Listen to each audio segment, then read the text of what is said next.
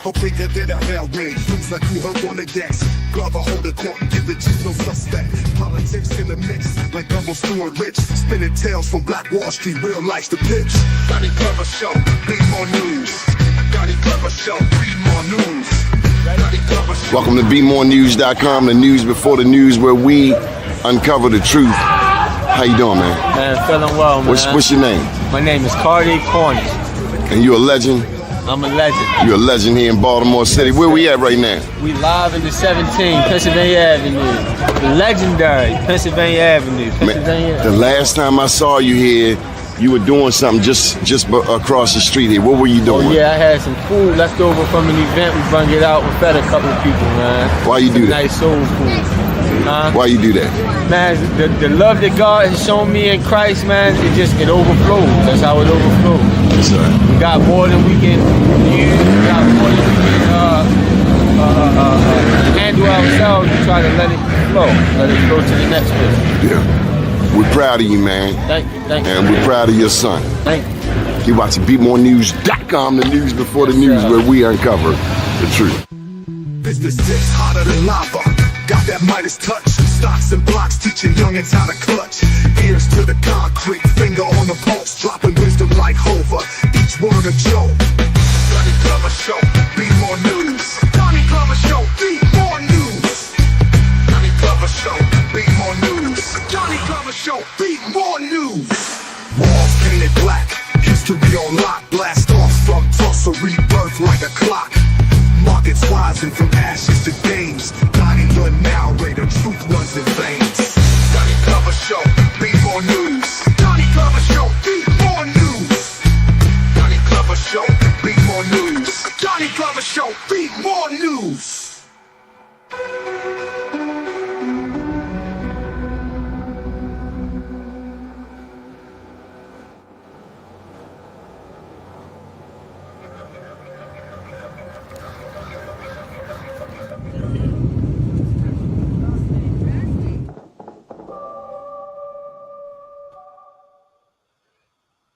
First name's Doni, last name's Glover. In it to win it for the long haul, baby. Special guest today with us is Mr. Jerome Stevens. How are you, sir? I'm fine, Doni, and thank you for having me on this afternoon. How have you been? I'm fine, thank you, sir. And how are you? I'm wonderful. We got also John Rydell. Hey, John. Hey, how you doing? No, pretty good. Jerome, you know John? No, I don't think I know John Rydell. I believe he's a media person, isn't he? Well, in another lifetime, yes, but I'm still doing a little bit of freelance writing. But I'm certainly familiar with your work. So. Oh wow! Yeah. We also have with us today Sharonda Dillard Huffman. How are you, Sharonda? I'm going to say I'm a little disturbed. I'm over here in Baltimore County trying to figure out what's going on. Okay. Well, before we get started, we have on the line with us a very special guest. When I was a little boy, my mother walked me by the hand. Well, I was a young man, about 17, about to turn 18. And my mother took me around the corner to this lady's father's house. Her name is Alice Toriente. Welcome to the show, Miss Alice. Auntie Alice, how you living? I'm fine, thank you. So, thank you so much for asking. Now, Sharonda, her father was Senator Troy Braley in the 40th district. Hello. So, Auntie Alice, what you got going on? What's the tea? Well, there's several things I've been looking at, but I don't want to take up your whole time. But one of the things I found interesting is just found out that our governor and the administration will be building a statue to honor the black soldiers who fought in the Revolutionary War, and that's been financed and that's been taken care of. And also, we got a new director at the City Board of Elections, Mr. Clinton Tatum, who comes from Texas. Don't know anything about him yet, but he is going to be our new director at the Baltimore City Board of Elections. And of course, I've been really watching very closely the redistricting attempts in Texas. But I'll stop now because I know you have other people on the line who want to, add into what's your conversation. Well, you haven't said anything about your favorite president. Well, my favorite president is the one who asked for the redistricting in Texas. And of course, we know that redistricting takes place after the census, but he wants 5 more Republican seats drawn in Texas. And of course, we know that the legislators have gone to Chicago, and they've been hosted there by the governor of Chicago. I know that California, New York, and Maryland have talked about the possibility of doing tit for tat, where they would perhaps do the same thing that has been requested of the the Republicans in Texas. So I took it upon myself to take a look at Maryland and how what's going on in Maryland, if in fact Maryland did do something like that. So I found that we have 13 Republicans in the Senate and 39 Democrats 39 Republicans in the Senate, giving us a total of 52 members of the Republicans. And we have 34 Democratic senators and 102 Democratic delegates, which gives us 136 Democrats. So it would be interesting to see how the lines would be drawn if, in fact, they had done it here in Maryland. Wow. Okay. Anything on the state of Maryland, Baltimore County? Well, we also know about the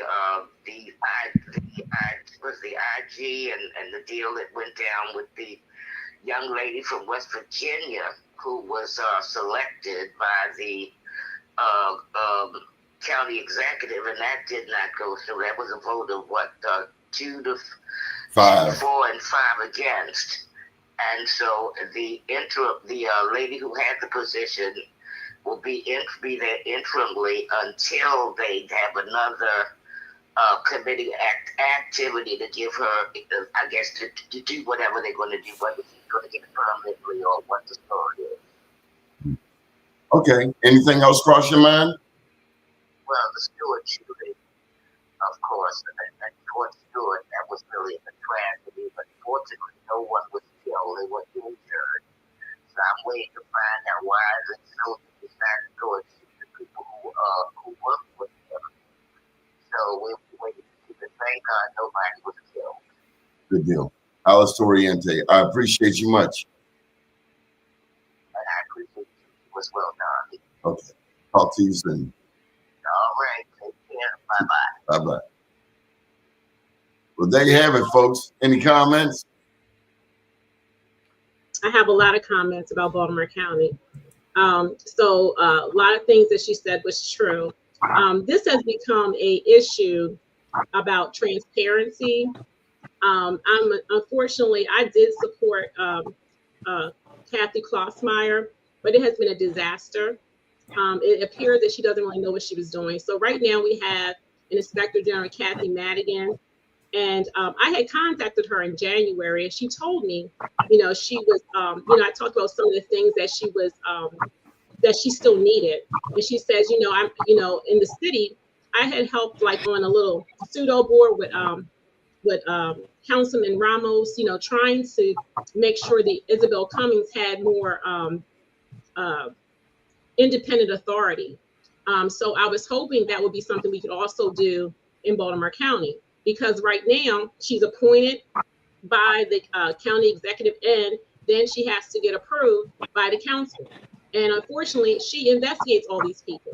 So it was shocking that even though I could contact her in January, when the Baltimore County executive, I would think that she would contact all of your agency heads when you got in office, but she never contacted her. The first time she contacted her was to say, you need to reapply for your job.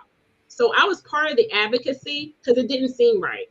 And, and everybody's talking about these things behind the scenes. And I totally understand working like in a quasi HR environment. You have a right to choose whoever you want when you're in a new administration. But what I was concerned about was that she didn't give her a reason, and she kept lying about, well, the charter says this. You could have just said, hey, we want to go in a different direction, because I don't think she's perfect. There were some cases I think were unnecessary, but it's brand new and people are allowed to make mistakes. But I didn't think it was as egregious in the way she made it seem that she had to get rid of her. But that's one of the things in Baltimore County. But I did say, because I love some Robert's rules, I had told the council 2 months ago that if you really feel like you want Kathy Madigan, then you cannot approve their nominee. I said, can you just go tell Kathy now so she don't have to go through all this? And the only person that responded to me was the chief of staff with Izzy Patoka. Well, everybody in the media said it, and I don't know what happened, but these are older people, like my age and older. Why can't you just talk to Kathy Klossmeyer? They think if I go to WBAL and say I don't want her, that's just what it means. No, she old school. She's 75. You need to tell her what you mean. And they weren't. They were just on the media, and then we all came here. So there we are. I think the whole process is tainted with a conflict of interest. When you're a county executive, should not appoint an inspector general with consent from the county council if that inspector general potentially could investigate the office of the county executive. And I think that council members have recognized that, and whether they'll go back before the 2026 election and do something about it, I don't know, because there's really not all that much time. But there's talk about having, that the county executive would appoint independent board that would solicit different people. I mean, I just think it would have been just simpler to keep Kelly Madigan in that position and then see what happens. And as it turns out, that's what the county executive said. And of course, there's a lot of speculation behind the scenes. What role did the former county executive Johnny O play in all this? Well, John, I do want to. John Patoka, Councilman Patoka has already introduced that law. Okay. And Johnny O said he ain't had nothing to do with it, but we don't know. Okay. Hello. Hello. Is there someone chiming in? Can you? Oh, Yeah, Jerome? this Jerome. Can you? Yeah, look, at the end of the day, votes count. You have to count your votes. If you don't have the number of votes to pass a piece of legislation for an appointment, then that's, at the end of the day, that's what it's all about. Clearly, she did not have the votes. How she determined to get those votes for her choice, that was on her to obtain those winning numbers. She just didn't have the votes. I believe that I think the late Clarence Dewburns always said, and that has always stayed with me, count the votes. Count the votes. She did not have the votes for the person who coming in, the person who wanted the job or who she appointed. Clearly did not understand that how to count votes as well. Didn't have the votes, 5-2. You have to have more than 2 people supporting you for the makeup of that council. She didn't have the votes, despite transparency, despite how the process was going. At the end of the day, the votes was not there. And also, like what Alice had mentioned about the Democrats' numbers, redistricting, as in Texas, that's pretty much may be a non-issue for the state of Maryland because we have the majority of the votes. So that probably wouldn't even be an issue at this point for the state of Maryland. The other thing about the county executive is she was a legislator for many, many years, representing Eastern Baltimore County as a delegate and then a state senator. I don't think she actively wanted to become the county executive. I think she was approached by, and this is just my speculation. Maybe you know more behind the scenes. But anyhow, I covered her for many years. She was certainly, I'm going to have to be diplomatic here. she was not a mover and shaker in Annapolis. She wasn't a committee chair. She became the Senate President Pro Tem, which is a ceremonial position. But the optics that I saw just as an observer just didn't make her look good at all. Yes, maybe she didn't count the votes. You can discuss whether this particular nominee was the right person living in Fredericksburg, Virginia. You know how long it would take to get to Towson from Fredericksburg. But aside all of that, when the vote was taken, normally a county executive or a mayor, because it was a big deal, they probably would come out and have a brief Q&A with the reporters or allow reporters to go into her office or some public place. She didn't do that. And then I think a day later, she put out a statement. And I watched this on YouTube. It was like a 3.5-minute speech that someone wrote, probably not her. And she's using a teleprompter. So somebody came in, set up the equipment, and she's basically reading a speech. That the optics of that to me are like, who wrote the speech? Why couldn't she just come out and say, give a few statements, take a few questions and handle that? Because I don't think she's really been up to being scrutinized before. When you're a state senator or a delegate, this is a whole different position. And she is the county executive, whatever you think of her, until the next election. That is true. She is the county exec, and she was chosen by the county council. And she was actually only chosen with the understanding she would not seek to run for county exec. And pretty much this is her ballot hoop saying, this is her ha-ha moment, that I was served as the county exec, and pretty much that's it. I wouldn't expect a whole lot from her as it relates to, as we discussed this position, again, the wrong votes. Great person, the young lady, Miss Walker, whatever her name was, but perhaps was not the right person. Perhaps could have been someone who everybody on that council knew. She would have had more votes, but she was not known to nobody on that council. And once again, just don't have votes. 1, 2, 3, 4, 5. I got 5. You can't beat it. That's it. Now, there's a redistricting going on also in Baltimore County, isn't there? That is correct. The irony is that we're talking about the redistricting in Texas, but nobody cares about the Black people in Baltimore County. Linda Dorsey Walker had to go on for years trying to get signatures to get additional Black voices. So they just came out with a map this week. And so Linda sided the map 1 for West Side. They're going to get 2 districts. But on the East Side, they said, we got to keep y'all together.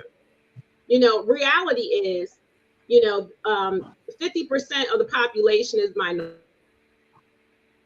minority. And so there could be more BIPOC, which is Black, Indigenous, people of color, but they don't want to do it. We're talking, today is actually the anniversary of the Voting Rights Act. And literally all these people in Maryland have a lot to say about the Voting Rights Act, but there was silence. There was no movement on the Maryland Voting Rights Act in our legislature, but we have a lot to say about that. But we have a lot going on in our own backyard, and nobody's noticing. So I'm kind of just fed up with the party that you have so much to say about. They just want to get rid of Andy Harris's thing because one little person does count. So that's how they want to redistrict it. We do count because one counts, but and then everybody's old, so they'll probably die in office. So when somebody dies, they need to be even. So that's why Maryland's so important. Sharonda, you're running for office yourself. Oh my goodness, yes. And you know why? Because I haven't had a voice in years. And it was discovered this week. Now it was rumors. My county councilman, he has an alcohol problem. And I grew up in my parents have substance abuse issues. They're alcoholics. And I went to, as a teenager, I went to Al-Anon. So I understand the struggle. But what bothers me is the response. He literally had a gun and was drunk at a county council office in East Point Mall. And nobody heard anything about it. It was covered up. I mean, there's a couple of laws that were broken right there because you're not allowed to have a gun in a government facility unless you're a security guard, a police officer, or a retired officer. And then it wasn't as if he said, oh, here's my gun, take it. From the police report that was in the banner, it seems like he was telling him to get the F out. And then he's yelling at him, drinking vodka, open up his drawer. And that's when the female police officer discovered a gun and immediately shut the door. And let me ask you something. If I did that, what you think what would happen? Oh, they're gonna lock you up. They would have shot me. They probably would have shot me. You know what I mean? Because he was great. He was opened up his drawer and there was a gun. You know, and so she knew who he was. So you don't want to shoot the council person, but nobody knew about it. So there is another story in the banner today about the same thing, but it appears that nobody wants to talk about the media. They're just we feel sorry for you. But there was some domestic violence issues. And so I heard on WBAL, they was like, yeah, it seems like a family issue. Like his family would kick him out the house. He would go to his mother's house and be laid out on the ground in the morning. I mean, it's a really sad situation. He's been in rehab 4 times this year, but there's been an outcry of there's not been anybody representing us on this side. So, you have to balance, can you do your job? Because I work in American Disabilities Act in 504. And, you can have a disability, but when you have a substance abuse problem, you have to be actively seeking treatment and in treatment. And and so this incident with his wife where she got a restraining order just happened, I think in May. And I'm telling you, I don't know if he was drinking, but I publicly said he was very rude and yelling at people at a council meeting on July the 1st. And I didn't even know this was all going on. So I don't know what's going on with him, but we are basically we don't exist over here. Question for you. So are you running in that district? That's the 7th district, or is it the redrawn? Or I'm still kind of. Well, we don't know how it's going to be redrawn. Currently, okay. I am in. So they're trying. So originally, Essex and Dundalk were in that one councilmanic district. In the new map they just put out, is Essex, Middle River. So I'm currently in a space. I live in Middlesex.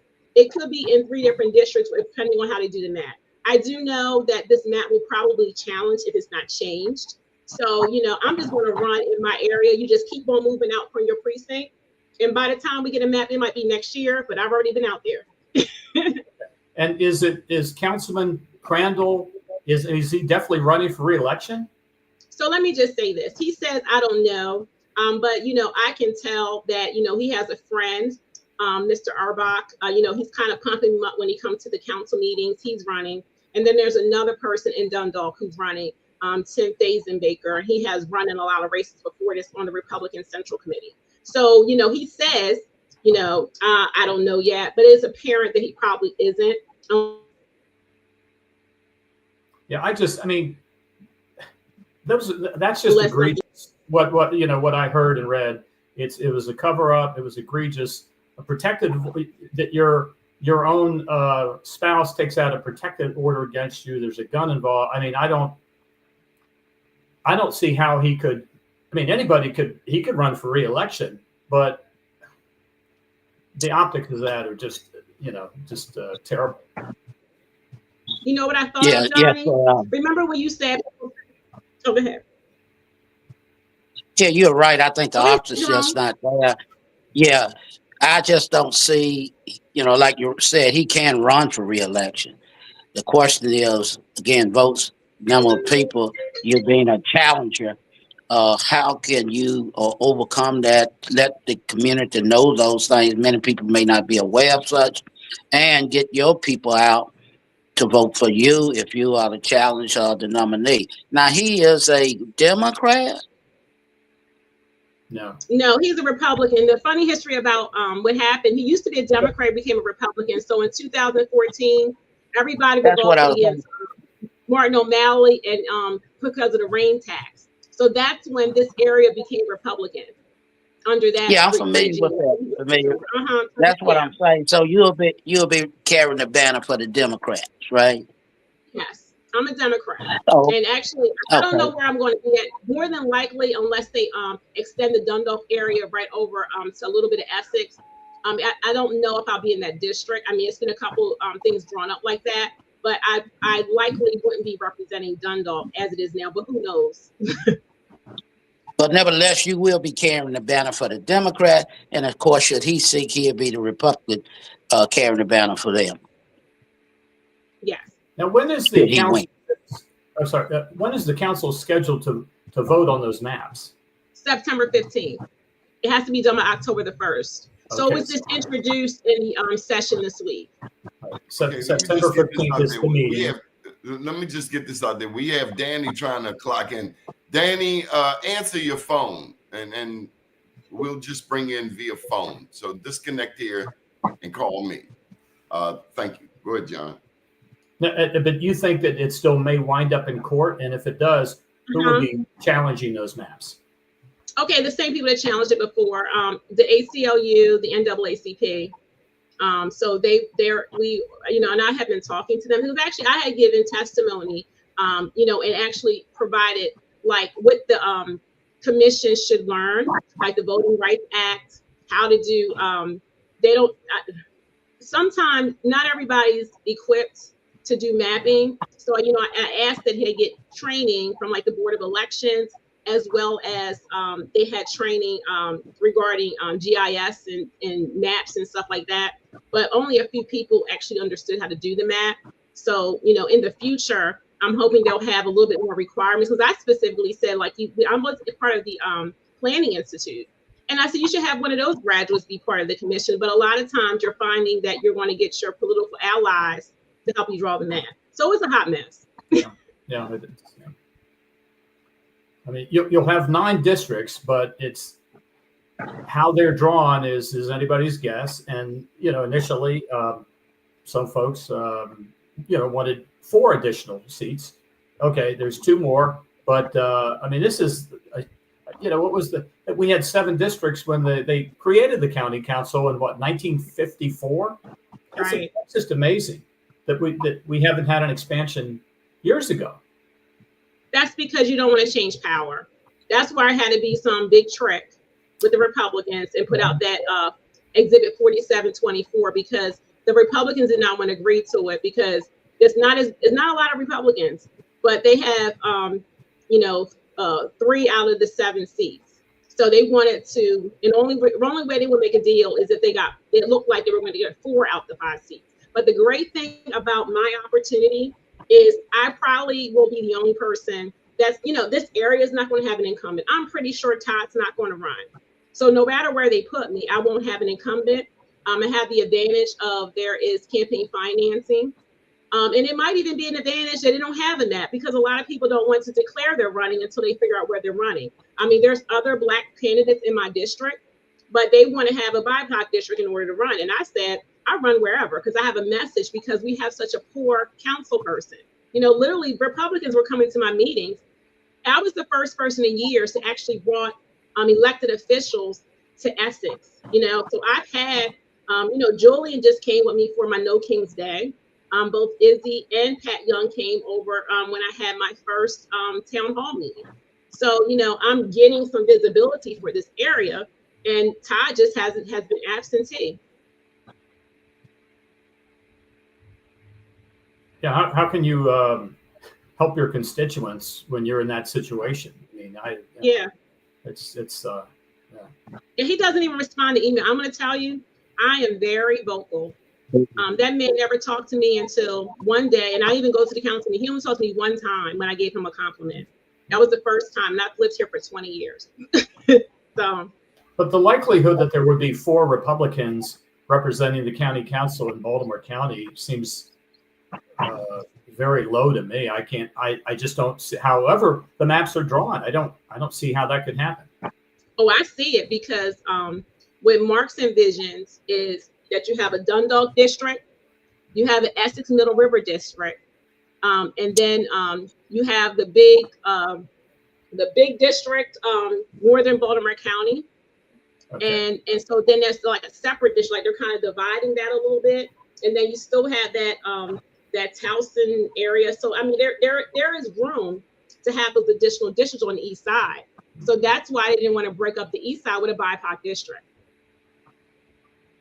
Yeah, Northern Baltimore County, that district will be redrawn, but most likely it would be a Republican district. Yeah. At some point, you would figure that that Wade Catch would probably decide to retire.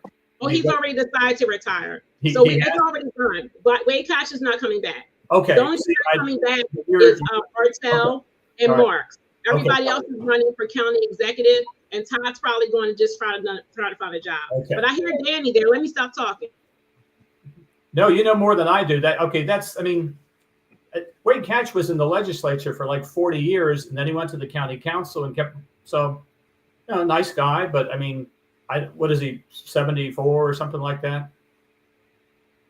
Nothing up there. Nothing against people over 70 something, but at some point you got to pass the torch to a younger generation. Yeah. I think that's why they gave Kathy the job. That's why they gave Kathy the job. So she said she wanted it. She's like, why not me?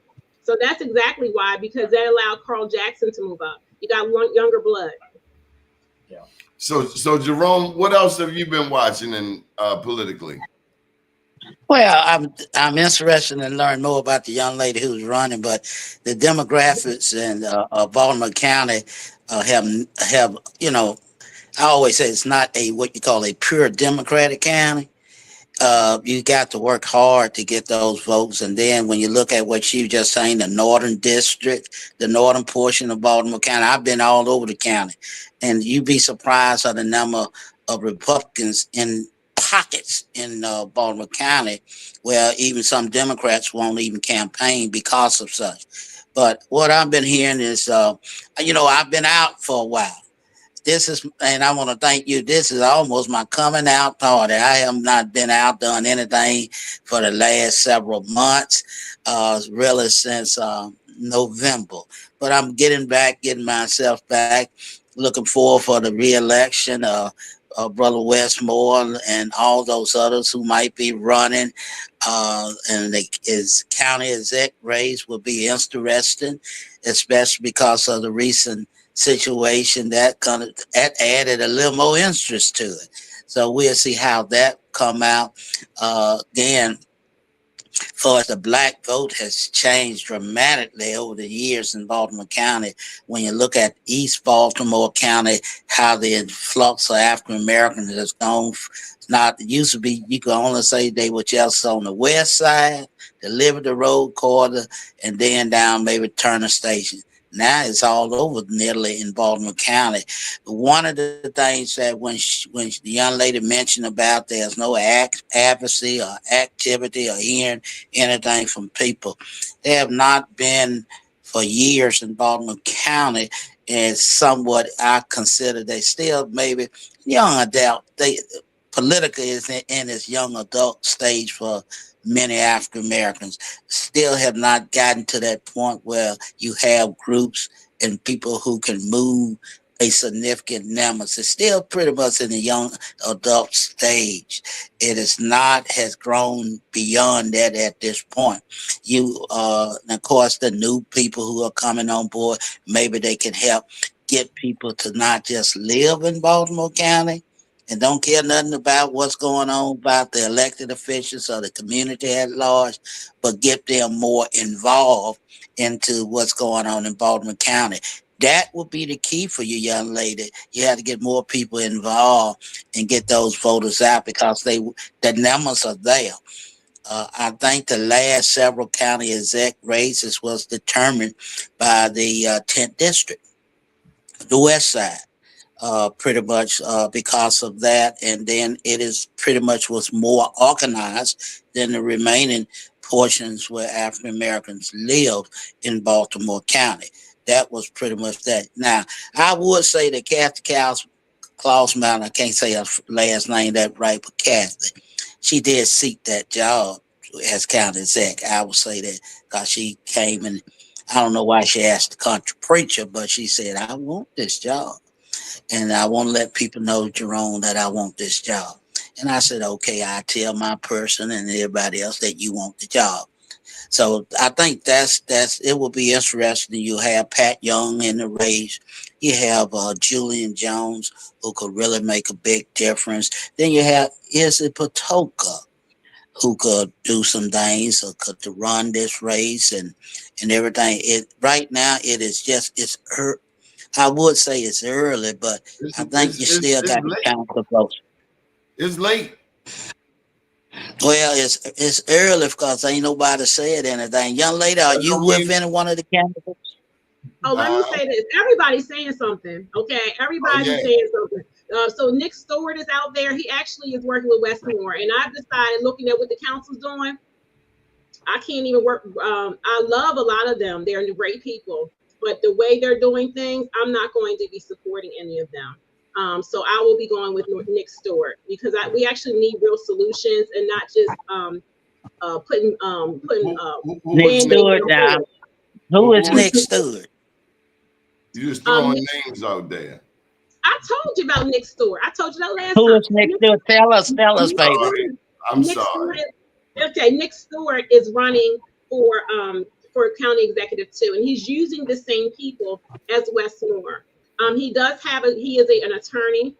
He actually does attorney work for businesses, and so he actually was on the school board, and he has an organization called We the People.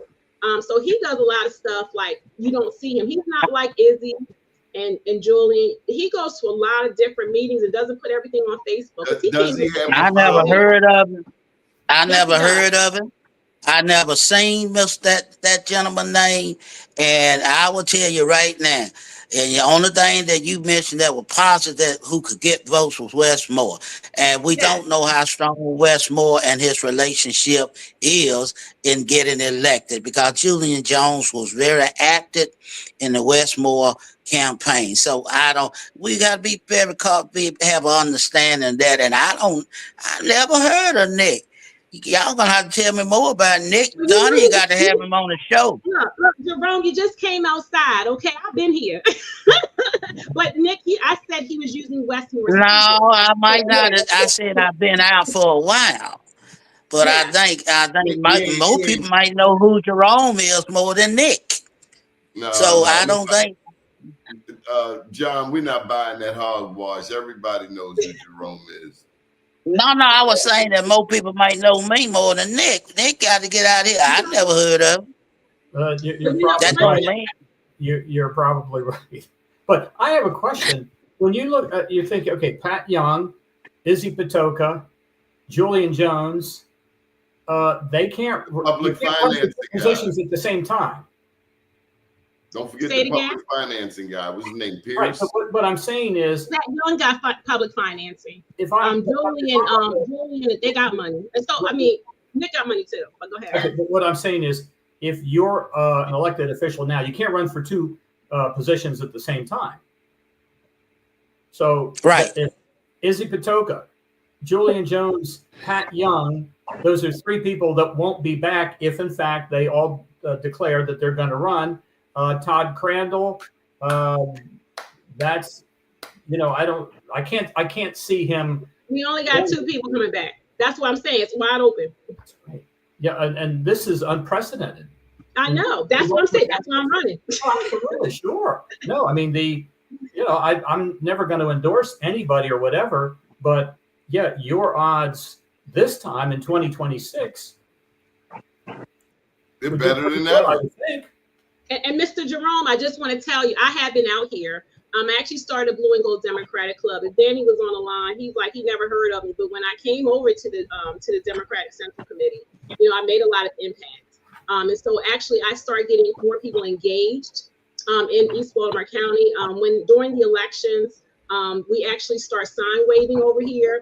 And those people was mad. I had, because of my club, I started having the Central Committee come to Essex Day. We have a lot more engagement than we used to. Every week, we now have people doing sign waves for, I started No King's Day, and that's when Julian came out. So the movement is here. And I actually have some, because I'm not a young buck. I'm almost 50 years old. And a lot of us in this area, we have the same needs. And we recognize that we need better schools. There is a lot of neglect here. And see, East Baltimore County is an area that everyone forgets about, but it actually is a hidden treasure. If you haven't been to Essex, you will see it's a lot different. There's a lot of development in Middle River. I've seen the growth. I've seen the great growth over in East Baltimore. East Baltimore County. I've seen the growth over there with the various development, Trade Point being the anchor pretty much, and other areas over there. And that has really changed it from actually being a so-called blue-collar area to more progressive. I've seen the new development of the homes and the influx of new people coming in that area. My question to you then this evening, who's in your circle? Oh, you don't know who's in my circle? I'm just taking the camera bro. So I've been before I came over here, I was in Baltimore City. Okay, so I wasn't in Baltimore City as far as living there, but I worked in Baltimore City. So the person, like when I got on Central Committee, like Jill Carter, she called in. You know, Aisha Brayboy, we're good friends. Tiffany Austin. So I mean, when you say my circle, I have a lot of sorority sisters who are actually in. We have a Poodles in Politics. I was actually selected to go to the DNC. I'm somebody, you know, I know a lot of people. You know, one of my mentors is Corey McCray. You know, when I helped him, I was like, this is how you do it. You know, a lot of times you will find, like, if you're over here, you know, I do a lot of press. Like I'm normally in the paper. You know, I just help Rona with the banner thing about Todd, saying like, who would say something good about him? So I told her, I said, you know, this guy right here, call this person, get their phone number. So when you say who do I know, but what's most important is who do I know? No, I say who's in your circle. I didn't say who you know. I was just saying who's in your circle. My circle doesn't live here, but they advise me on what I need to do. And what I've been told, you just got to knock on them doors, you know, and I call people, I go to events, because most people don't live in Essex. So there is a big community of like apartment seekers, you know. So what I do is like the Essex Community Development Corporation, they normally have events. I go to all of them. In fact, when the proposed map first came out, you know, I would go to events because nobody was talking about the redistricting, and I was. So a lot of people are taking notice of me, and they're local, you know, but nobody really talks to people over here. But I have been instrumental in getting more people to have these conversations. In fact, some people said they haven't had town halls since Johnny Sr., you know, so I'm going to start bringing that back. Sharonda, let me get a word in. Yes. Welcome to the Sharonda Huffman Show. My name's Doni Glover. I'm this co-host here. There's also an issue, and I'm not sure how aware of it you are. I think you are, about Pleasant Yacht Club. Now, John, are you familiar with Pleasant Yacht Club? I am not familiar with that. Are you, Jerome? I'm not familiar, but I believe that's an African American club. Yeah, it's an African. Well, Sharonda, you want to give the background? Okay, well, let me just tell you. So you said who's in my circle. I talked to Charles Sidner. So can you hear me? Okay, Charles Sidner, he actually reached out to me about the yacht club. It's an African American yacht club in Trade Point Atlantic. It was like in their plan to kind of demolish it, and it's a white club that's right next to it. So, you know, Sidner actually rallied people and actually included Senator Carl Jackson, a lot of people, because let me tell you, who's their council person? Todd Crandall. Who's their senator? Johnny Ray Solomon. They didn't want to do anything. So it was a coalition of a lot of black legislators that basically helped save the club. You know, if for some reason they do need that area, they will actually be, you know, they'll be compensated. But we wanted to preserve the history because that is the first African-American yacht club in this area, and it's right in Dundalk. Well, negotiations are still going on. By next week's show, we will have LaFawn Porter join us from Pleasant Yacht Club. But as she mentioned, there's a black yacht club and there's also a white yacht club, and they were both built by people who worked at Beth Steel. Be that as it may, when they went to build, they were built differently. The Beth Steel paid for the white yacht club, but the black yacht club, they gave them the materials and told them to go build it themselves. But the way it has turned out, the black yacht club's advocacy actually saved the future of the white yacht club. So we'll have more on that come next week. There's a statewide election next year, Jerome. Yes, it is. Statewide, I guess the many delegates are up running. And of course, the governor's race, that's going to be interesting. People want to see who can knock off Westmore. Personally, I don't think no one could knock him off at this point, despite he may have some ups, some downs, but I see him just not coasting, but just winning. You sound like a supporter, Jerome. How about you, John Rydell? We talked about it before, and I've never met the governor in person because I don't cover the General Assembly anymore. But you arranged, you probably don't remember this, you arranged I remember a telephone conversation that I had with him when he was running during the campaign. And I told him that I grew up in the D.C. area and remember hearing his father, Westmore Sr., as a newscaster on WMAL radio. And I called his father up one night because I had just graduated from college, and we were told you got to reach out to people in your industry, find out how they got there and what advice you gave me. And I'd totally forgotten about that conversation until I read Westmore's book, The Other Westmore, and I sadly covered the other Westmore, the guy convicted in the homicide. And so it was a nice conversation with him. So I told him, his father just picked up the phone in the newsroom, and he doesn't know who I am. These days, you can't get through to people. A brief conversation with him. But yes, who's going to defeat Governor Moore next year? Has the Gaza Strip crossed anyone's minds? The starvation going on in the Gaza Strip? You kind of switched gears here. Yeah, I did. Has anyone taken notice of the starvation in the Gaza Strip? Well, it's a catastrophe. It's gone on far too long. President Trump is, what has he done? He's met with the prime minister over there. It is a catastrophe. And it's just horrifying to see the video day after day. One day we hear that they're opening up avenues to bring the relief aid and the food in. Another day it's blocked. I mean, it's just the images are terrifying. Jerome, what can make a person? You've worked for Senator Cardin. You've been in those rooms. What could make someone support mass starvation? I don't think no one really wants to support that. That is a complicated area, complicated situation with a lot of implicit bias. We put a lot of damn money over there. America puts a lot of money in the Middle East. You mean to tell me we can't feed people? Well, really you got to look at the you got to look at the leader of Israel. Then we are complicit in the mass starvation of a whole entire people. We are complicit.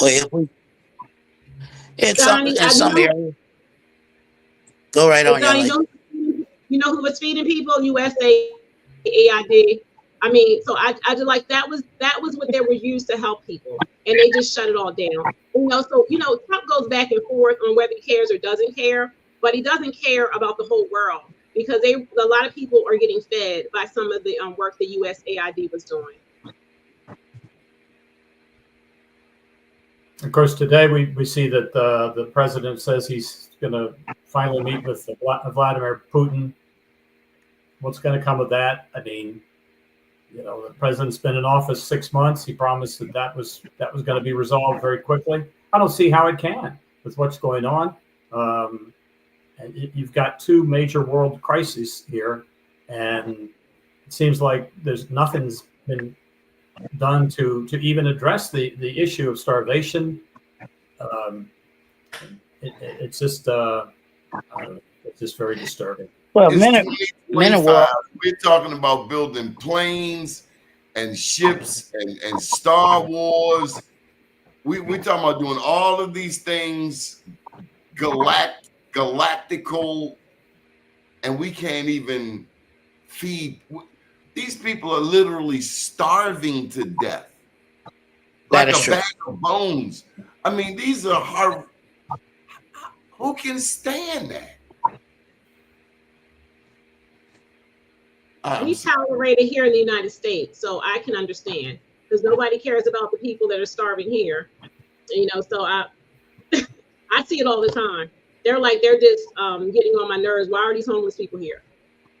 I'm seeing more and more Republican voters expressing buyer's remorse about the president. Am I the only one seeing that? I'm seeing that because I think men are now seeing that he's no more than just a joke, and he's all for himself. When you have a president who our Congress, who's somewhat been complicit in not saying enough to hold him accountable, he want to do everything his way and have no respect for the rule of law or the operation of the Congress whatsoever. And then the Democratic Party leaders have been, if you will, complicit because they have not staged a strong enough fight against him. Yes, the speaker had that long, filibuster. He spoke all those hours, didn't accomplish nothing. We got to have the votes. Once again, we got to put more efforts in getting more seats. We got to have more seats in the Congress on the Democratic side. Whoever has the majority controls the agenda. And at this point, all the Democrats can do is holler, "Hey!" And that's it. If you don't have the votes, you can't control the agenda. The agenda right now is being controlled by crazy people who don't care about nobody, don't care about me or anybody that looks like me, especially, or anyone else. They do controlling the agenda. You must have the votes to control the agenda and to get what you need. At this point, all we can do is to do a town hall meeting and complain. And complaining ain't gonna get you no money. Ain't gonna get nobody renewed for funding that's already been done. Ain't gonna get no new funding. Ain't gonna get nothing until we control the agenda. John, I want to get this one last question into you. When you think of, and I'm watching Fox News, and I'm watching, and this is recent, I'm watching the newscasters situate Ivan Bates in a situation where he's responding to what I find out are some slurs, attacks from the mayor. Now, I didn't know about this, but apparently it's been going on for months. Have you sensed any animosity in your view of their news coverage between Brandon and Ivan Bates? Okay, well, you have to clarify what you're talking about. You said Fox News. To me, Fox News is that's the network up in New York. You're talking about Channel 45, the Fox affiliate in Baltimore. Yes. Fox 45. Okay, yes. And their trademark is City in Crisis. There could be a guy shot in the wrist one day somewhere, and there's a big banner, City in Crisis. And I used to work there, and I'm very upset with what I see. So I don't work there. I haven't worked there in 5 years. City in Crisis, that's an editorial. If you interview somebody on the street, Penn North or wherever, and they're reacting to crime or something, and if they say this is a city in crisis, okay, that's a quote, that's a soundbite you can use. The banner, so I don't watch an awful lot of Fox 45 these days. I watch a little bit of Channel 11 to get the headlines and whatnot. So I don't know. I haven't heard the squabbles between, what you're saying, Ivan Bates and the mayor. I haven't seen their coverage. They were, they were gung ho to criticize the county executive, Catherine Klausmeyer, how she handled the the whole issue with the Inspector General. That I think was reasonable coverage. The Baltimore Brew did the same thing. I think Baltimore Brew's done a good job, but Fox 45 is it's very upsetting what I see. City in crisis. You just can't say that every newscast because it's beyond misleading. It's inaccurate. Bad marketing. Jerome, any final thoughts before we get out of here? No, I have no final thoughts, but get out there and vote. Young lady, I encourage you in your campaign. But once again, you got to get that votes, and to win any election, I've always learned there's 3 components you must have. Maybe not in the order that I say it, but you must have those 3 components. You got to have enough time invested. You got to have some money, and you got to have the people to support you. I receive it. Well said. But again, to wrap up real quickly, 5 people that aren't running and 2 additional districts. So you can only run in 1 district, but that's 7 openings. This council is going to look totally different. Nobody's going to recognize anything. I just want to tell you, the women are taking over. There is a Baltimore County women's group, and we are organized. I'm also a graduate of Emerge Maryland, which is a national organization. So we are unified. That's one of my other circles. I got a few of them. I'm going to remember that, young lady. Thank you. And thank you, Doni, for meeting this young lady. I don't know her, but thank you for introducing her to her. John, I remember you doing the coverage on Senator Cardin days, and I appreciate how you was always done a great job in covering us. Thank you. Well, thank you so much. Appreciate it. Thank you all. Good evening, world.